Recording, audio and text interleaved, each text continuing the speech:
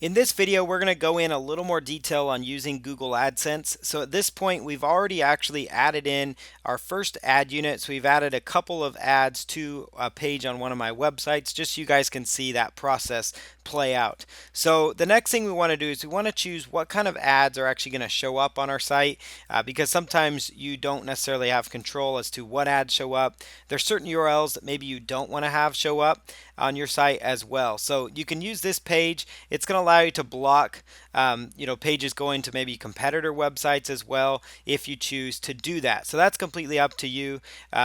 But the next thing you can do is enter the URL that you want to block from actually showing up, because sometimes ads within your niche will show up on your site, and if it's a strict competitor or something like that, you could put this in.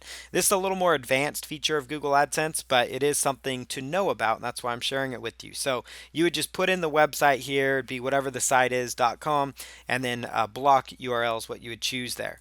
So general categories. So these are categories if you want to block certain categories or allow certain categories from actually having ads appear on your site. Now, for example, one of the websites that I'm working from is csshowto.com. So I don't necessarily need, it's a more of a technical based website, so I don't necessarily need apparel advertisements to show up or arts and entertainment. I actually don't even need lawyer ads to show up. It's not going to benefit me. So I could really narrow this down and say, I really only want website specific to certain categories. So I could say I only want ads specific to business and specific to computer, if that's really what my niche is about, what my niche is focused on. So you can choose what ads. Sometimes there's ads that you just do not want to have show up.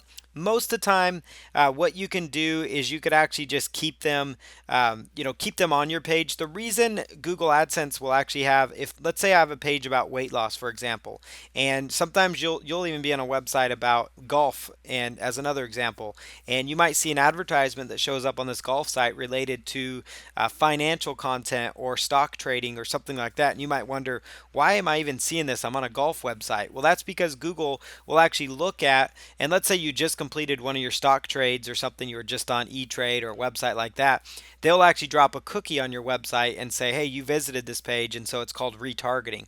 So most of the time you want to have most of these fields open, like to work on all your sites, because if somebody was just at a website about stock trading and they're on my golf website, that means they're somewhat interested in stock trading, so they might click through, onto that next page, and so that actually makes me want to keep those ads running, because I'm all about whatever's going to get click through. So not everybody's going to see a stock trading ad, but it might show up as a stock ad to somebody that's unique to that page at that time. That ad's going to show up intelligently based on where they've been on the web. And so most of the time you're going to keep these general categories as allowed, but there are times where there's certain categories you just don't want to have content from.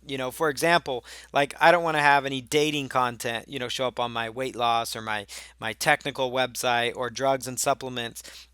Political ads, we could keep that going. I'd say, religion, ringtones and downloadables. So you could choose, what you want to have show up and not show up. Let's see, the video games. Obviously, weight loss ads are going to be allowed because I've got a weight loss site.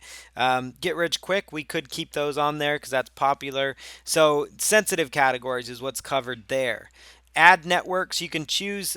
Google actually has a large assortment of ad networks, and so these are certified ad networks where sometimes ads could come from, and so you can actually choose which ones you don't want to have show up. Most of the time, just keeping these checked is just fine, or you could click this and that will actually uncheck all of those from coming in there. So I'm going to check that back and make it go to it's okay, because I want to have as many ads showing on my site as possible for this particular site. Now, every one of your websites going to be different.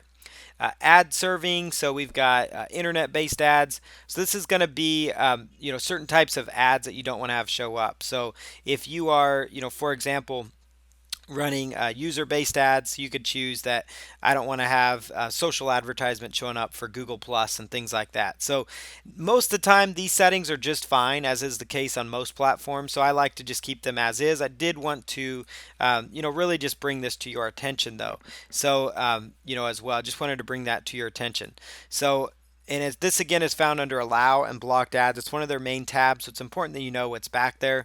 A lot of times you can just leave it as is. General categories is where you'll probably spend most of your time here, and that's just unchecking and saying, I don't really need ads about attorneys showing up on my site, so let's just uncheck that for now as an example. So that should give you an idea as to how that all works. You can also go here to site management. This is where you're going to add in some different websites. And so if you go to, and that again is found on the left hand side when you're under allow and blocked ads, it'll say under content, it's going to say manage websites. And so this would be a spot for you to put in one of your websites as well, one of your websites. So I'm going to say add sites, and I've added in this website here, and it now shows up here as an option.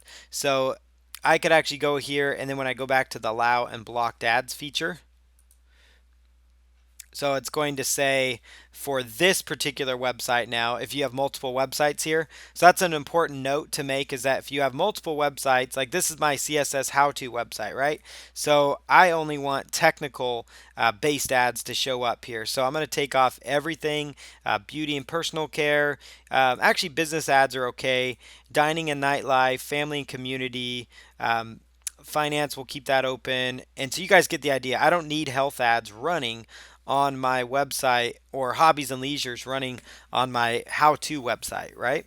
But if I go to weight loss articles, for example, there are certain categories that I will want to have, on there. Like beauty and personal care works well with weight loss, whereas computer advertisements or business ads aren't going to necessarily, go ahead and work for me. So that should give you an idea there, though, of how this works, why you want to use that, why you want to manage your websites and your content. So that means on my weight loss site that I showed you in the previous video, we're not going to have ads showing up related to, business, because that doesn't really suit my niche. I want to make sure that I have the best chance possible of getting clicks on my links. And so that's where the allow and blocked ads feature comes into play here.